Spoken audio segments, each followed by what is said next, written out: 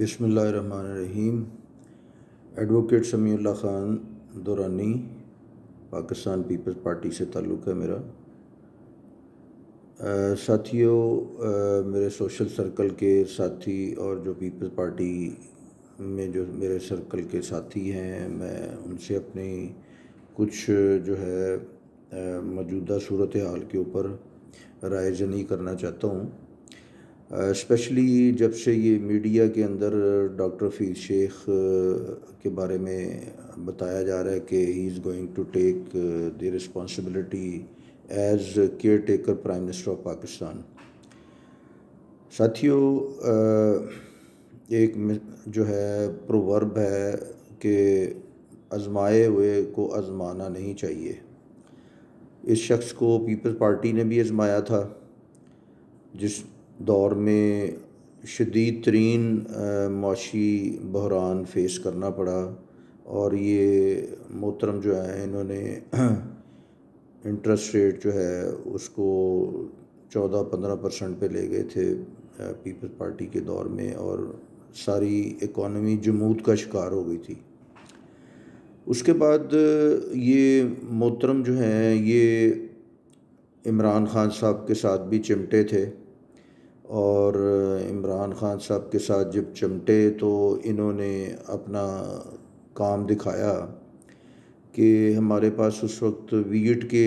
ذخائر جو ہیں وہ کافی ہینڈسم تھے، اور شوگر کے ذخائر بھی جو ہمارے ملک کے اندر موجود تھے۔ انہوں نے پی ٹی آئی کے جو پرائم منسٹر تھے ان کو یہ کہا کہ جی ہمارے پاس چونکہ ڈالرز کی کمی آ رہی ہے تو کیوں نہ ہم اپنی سرپلس ویٹ اور سرپلس جو شوگر ہے اس کو ہم ایکسپورٹ کر دیں اور اس سے ہم منافع کمائیں۔ تو ساتھیوں، یہ اس وقت انٹرنیشنل مارکیٹ کے اندر ویٹ کی پرائس بھی کم تھی اور شوگر کی پرائس بھی کم تھی، اور ہمارے ڈومیسٹک لیول پہ ملک کے اندر دونوں چیزوں کی پرائسز زیادہ تھیں۔ تو ان محترم نے کیا کیا کہ ایکسپورٹر آف ویٹ کو بھی جو ہے وہ تقریباً آپ کہہ لیں کہ 20 سے 28 ارب روپے ریبیٹ دی کہ آپ ایکسپورٹ کر دیں ویٹ، تو آپ کو جو کمپنسیشن ہے وہ فیڈرل گورنمنٹ کے ریونیو سے دی جائے گی۔ اسی طرح انہوں نے جب شوگر کا شوشہ چھیڑا کہ جی یہ بھی سرپلس ہے تو آپ اس کو بھی جو ہے نا سرپلس شوگر کو ایکسپورٹ کر دیں، پھر وہی بات آئی کہ جی انٹرنیشنل مارکیٹ میں تو شوگر کی پرائس جو ہے وہ اس وقت کم ہے، تو ایکسپورٹر کو یہ کہا کہ آپ جو اس کے اندر ڈفرینس ہے وہ فیڈرل گورنمنٹ آپ کو اپنے ریونیو سے پے کرے گی۔ اس کے بعد سکینڈل بھی بنے جس میں جہانگیر ترین کا بھی نام آیا۔ تو بیسک چیز یہ ہے کہ اس کا شوشہ چھیڑنے والے جو تھے یہ محترم حفیظ شیخ صاحب تھے، اور یہ محترم جو ہیں ماشاءاللہ یہ آئی ایم ایف کے بہت پرانے منجے ہوئے وفادار جو ہیں پپٹ ہیں، اور یہ انٹرنیشنل اسٹیبلشمنٹ کا ایک مہرہ ہے۔ تو یہ دوبارہ جو اس سچویشن کریٹ ہو رہی ہے کہ حفیظ شیخ صاحب کو آگے لایا جا رہا ہے، تو اس کا مطلب یہ ہوا کہ آئی ایم ایف کے ساتھ جو آپ کا پاکستان کی گورنمنٹ کا جو ایگریمنٹ ہوا ہے اس کے اندر یہ میرا خیال ہے کہ شاید یہ بات بعد میں واضح ہو جائے کہ آئی ایم ایف نے یہ چاہا ہے کہ کیئر ٹیکر سیٹ اپ کے اندر ہمارا بندہ بیٹھے گا تو ہم آپ کے ساتھ ایگریمنٹ کرتے ہیں، شاید یہ ایگریمنٹ کی پری کنڈیشن ہو، میری یہ اسیسمنٹ ہے، maybe I am wrong. لیکن جو قومی اسمبلی کے اندر قانون سازی ہوئی ہے کہ ٹیکر سیٹ اپ کے چلانے والے جو آ کے بیٹھیں گے ان کے اختیارات کے اندر کچھ اضافہ جو کیا گیا ہے اس سے یہ سمیل ہوتا ہے کہ یہ انٹرنیشنل اسٹیبلشمنٹ نے مطلب سکسیس حاصل کی ہے کہ ایک اپنا مہرہ کو بٹھایا جائے۔ ساتھیوں، بات یہ ہے کہ یہ جو اس وقت پاکستان کی اسٹیٹ آف اکانومی ہے، وہ شاید پاکستان کی 75 سالہ ہسٹری میں کبھی بھی اتنی مطلب گریو اور سیریس کنڈیشن میں نہیں تھی۔ اس کی میں سب سے بڑی ریزن آپ کو یہ بتا دیتا ہوں کہ اس وقت پاکستان جو ہے وہ انٹرسٹ ریٹ 22% پہ چل رہا ہے، جبکہ ہمارے ریجنل کنٹریز کے اندر غالباً بنگلہ دیش میں 7% ہے، اور انڈیا کے اندر بھی 7 کے قریب ہوگا یا 6.5% ہے۔ تو بیسیکلی اس کا سب سے بڑا جو ڈیمیج ہے وہ مطلب انڈسٹری کو پاکستان کی وہ تو ہے ہی ہے، اس بات سے تو کوئی قطع نظر۔ انڈسٹری کو بھی، ریئل اسٹیٹ کو بھی، ایگریکلچر کو بھی، کار انڈسٹری کو بھی، سارے شعبے جو ہیں نا وہ اسٹیگننٹ ہو جاتے ہیں، اور اس کی وجہ سے سب سے بڑا جو لاس ہوتا ہے وہ حکومت پاکستان کو ہوتا ہے۔ اس وقت پاکستان کی حکومت جو ہے وہ 65,000 ارب روپے کی مقروض ہے، جس میں آلموسٹ 30% جو شیئر ہے وہ فورن ڈیٹس کا ہے، غیر ملکی قرضوں کا ہے، اور باقی اس میں ملکی قرضے ہیں۔ تو اگر ہم رفلی اس کے اندر ملکی قرضے 45,000 ارب بھی لگائیں تو یہ روزانہ کا جو سود بنتا ہے نا اس کے اوپر، اگر ہم 22% پہ جو اس وقت فیڈرل گورنمنٹ نے ابھی پچھلے 3-4 مہینے میں کوئی 3,000 ارب جو ہے نا وہ یہ کمرشل بینکوں سے اٹھایا ہے تھرو اسٹیٹ بینک کی معاونت سے کمرشل بینکوں نے جو ہے نا قرضہ جو ہے فیڈرل گورنمنٹ کو ایکسٹینڈ کیا ہے۔ تو یہ تقریباً 30 بلین روپیز پر ڈے سود جو ہے ان قرضوں پہ پاکستان ادا کر رہا ہے، اور ہمارے جو سال کے ریونیو ٹارگٹ ہیں جو محترم اسحاق ڈار صاحب جو ہے نا عقل کل انہوں نے جو پیش کیے ہیں اعداد و شمار، اس کے اندر انہوں نے ریونیو کی کلیکشن جو ہے نا اس کی فورکاسٹ کی ہے تقریباً 10,000 ارب کی۔ تو یہ اتنے ہی سود کی ادائیگی میں ہم نے پیسے دینے ہیں، تو اس کے بعد ہمارے پاس کچھ نہیں بچتا کہ ہم ڈیولپمنٹ پہ کیا خرچ کریں، جو ہمارے جاری اخراجات ہیں اس پہ کیا خرچ کریں، فوج پہ کیا خرچ کریں، لوگوں کی فلاح و بہبود کے اوپر کیا خرچ کریں، کچھ نہیں ہمارے پاس بچتا۔ تو یعنی جتنے ہم نے ریونیو اکٹھے کرنے ہیں وہ ہم نے سود کی ادائیگی میں دے دینے ہیں، اور جتنے باقی کے اخراجات ہیں اس کے لیے ہمیں دوبارہ قرضہ لینا ہے۔ یہ تو ہو گئی ہماری نا ڈومیسٹک سچویشن کہ ہم نے پاکستانی روپی کے اندر کیسے ہم نے گورنمنٹ چلانی ہے۔ اس کے مطلب برعکس جو ہمارا مطلب ڈالر کی اسکیئرسٹی جو کمی چل رہی ہے وہ تو ایک علیحدہ ایشو ہے، اور آئی ایم ایف نے 1.1 جو ہمیں دیا ہے اس کے اندر ہمیں ہماری ٹانگیں اور بازو سارے باندھ لی ہیں، اور اگر مجھے یہ خدشہ ہے کہ ہماری اگر انفلیشن بھی نیچے چلی گئی، ہماری مہنگائی کا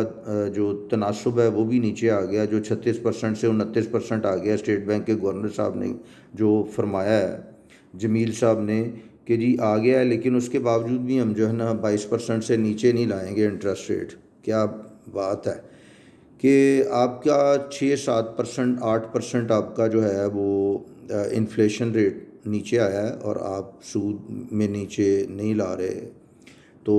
اب بات یہ ہے کہ میں ایک یہاں مثال دیتا ہوں، کسی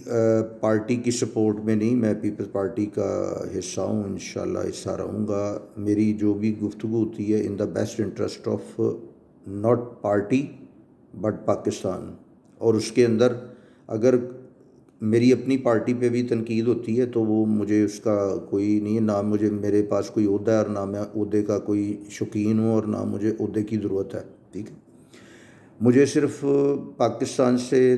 کا درد ہے، جس کے لیے 5 لاکھ لوگوں نے قربانیاں دی تھیں 1947 میں۔ میرے والد صاحب بھی لدھیانے سے آئے تھے، اور کنبے کے ساتھ یہاں پہ کیسے پہنچے تھے وہ ہماری فیملی کو بھی پتہ ہے۔ تو مقصد کہنے کا یہ ہے کہ جو حالات اس وقت پیدا ہو رہے ہیں ملک کے اندر، خدا نخواستہ مجھے جو خطرہ ہے وہ یہ خطرہ ہے کہ ہماری جو ڈومیسٹک بینکنگ سیکٹر ہے وہ چونکہ دھڑا دھڑ ہمیں قرضہ دئی جا رہا ہے اور ہماری جو نیشنل ڈیٹس ہیں اس کے اندر بھی اضافہ ہو رہا ہے۔ میں صرف ایک چھوٹی سی بات یہ کروں گا کہ 22% انٹرسٹ کی بجائے اس وقت ہمارا انٹرسٹ ریٹ 8% ہو تو ہمیں 10,000 ارب روپے جو ہے نا وہ سود کی ادائیگی پہ جھونکنے کی ضرورت نہ پڑے، بلکہ شاید ہمیں 4,000 ارب جو ہے نا وہ سود پہ دینا پڑے۔ باقی آپ کے پاس اگر ریونیو آپ کی 10,000 کی جو ہے نا ریونیو کلیکشن کی جو ہے وہ ٹارگٹ پورا ہو جاتا ہے، جو ناممکن ہے اس لیے کہ آپ نے لاسٹ تو تقریباً 7,000 ارب کیا ہے اور ملک کی اس وقت اکانومی جو ہے وہ مکمل طور پہ جمود کا شکار ہے، تو یہ اس سچویشن کے اندر شاید مطلب ریونیو کی کلیکشن جو ہے وہ ٹارگیٹڈ اماؤنٹ کے برابر نہ ہو۔ تو اگر فرض کریں 8% ہوتا تو آپ کو 4,000 ارب جو ہے وہ خرچ کرنے پڑتے کس کے اوپر؟ سود کی ادائیگی میں، اور آپ کے پاس 6,000 ارب بچ جاتے۔ تو آپ کا کیا سچویشن ہے کہ آپ کی جو بجٹری ڈیفیسٹ ہے، ڈومیسٹک بجٹری ڈیفیسٹ آپ کا وہ ختم ہو جاتا، ٹھیک ہے۔ دوسری سچویشن یہ ہے کہ جی اسحاق ڈار صاحب بڑی خوبصورتی سے بڑی یعنی پرائڈ کے ساتھ یہ بات کرتے ہیں کہ جی we are a country of twin deficit, ٹھیک ہے۔ بات یہ ہے کہ ٹوین ڈیفیسٹ کنٹری کس نے بنایا ہے؟ آپ نے پی ایم ایل کی حکومت نے 15 مہینوں میں اس ملک کو بنایا ہے، ٹھیک ہے۔ یہ ٹوین ڈیفیسٹ نہیں، یہ دونوں ہی ڈیفیسٹ نہیں تھے۔ آپ کو جب آپ نے اپریل میں پی ٹی آئی کی حکومت ختم کی ہے تو اس وقت $17 بلین آپ کے پاس موجود تھے۔ آپ نے جو اس وقت امپورٹ کو کنٹرول کرنے کی میئرز لی ہیں نا، وہ اس وقت لی ہوتی نا تو آپ کو نہ آئی ایم ایف کے پاس جانا پڑتا اور نہ آپ کو بیکاری بننا پڑتا اور نہ آپ کی روپی ڈی ویلیویشن ہوتی اتنی زیادہ۔ آپ نے ہر بات آئی ایم ایف کی اس طرح ماننی ہے کہ جس طرح مطلب اس کے علاوہ ہمارے پاس نہ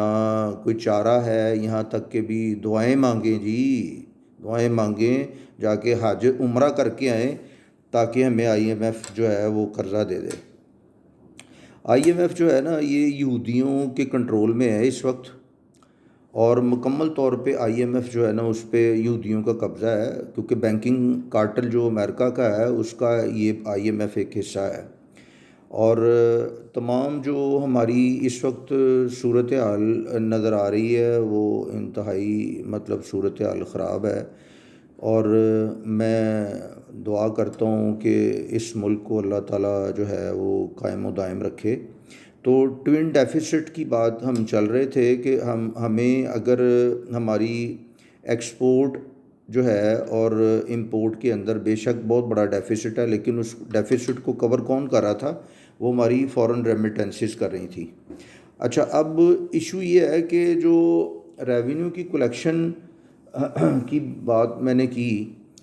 وہ ایک سیپریٹ ایشو ہے، لیکن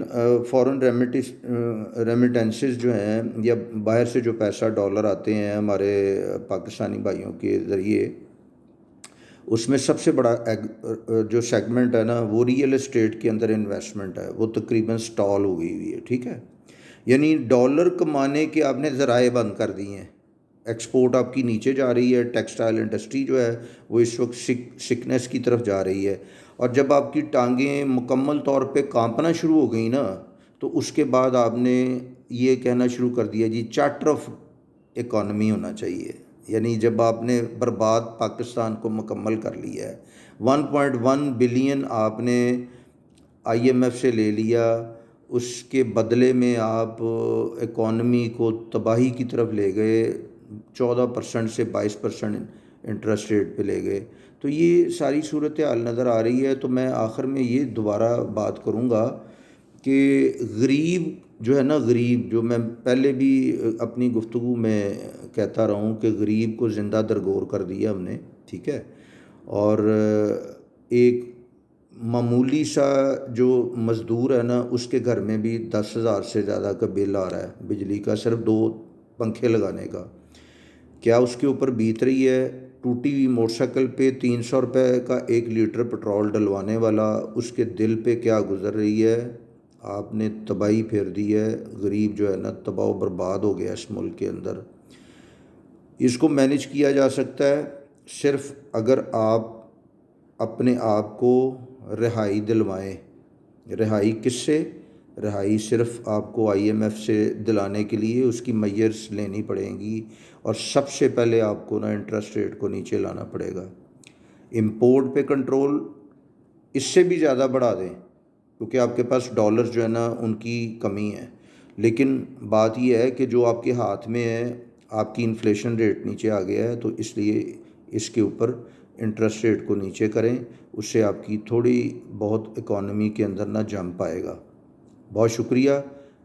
ڈاکٹر حفیظ شیخ کو، اگر آپ نے پوائنٹ کیا تو اس کا مطلب یہ ہے کہ آپ اس پاکستان کو خدا نخواستہ البانیہ کی طرف، البانیہ کے اندر جو کچھ ہوا تھا وہ میں الفاظ میں لانا نہیں چاہتا۔ اللہ تعالیٰ اس ملک کی فنانشل سٹیٹس کو، اکانومی کے سٹیٹس کو اللہ تعالیٰ قائم و دائم رکھے۔ اسی سے ہماری جو ہے وہ مطلب عزت ہے، اسی سے ہمارا دفاع ہے، اور ہمارا دفاع جو ہے وہ اس وقت ماشاءاللہ انوینسیبل ہے، لیکن ہماری لیڈرشپ جو اس وقت جو کچھ